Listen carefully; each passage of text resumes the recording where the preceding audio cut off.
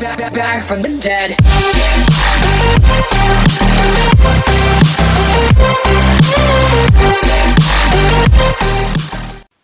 Sziasztok, Dorothy vagyok, és a mai videóban egy csempet láthattok tőlem. Summer Joy-jal fogom megcsinálni, és igazából már vége van, úgyhogy ezt a végén csinálom, de így beszélnék róla, hogy egyszer-kétszer nagyon bebugolt, azaz leestem, meg ilyenek, de amúgy jó helyezést lettem. Nyilván nem lövöm le előre a poént, annyit viszont elárulok, hogy a videó is lehet kicsit laggolni fog.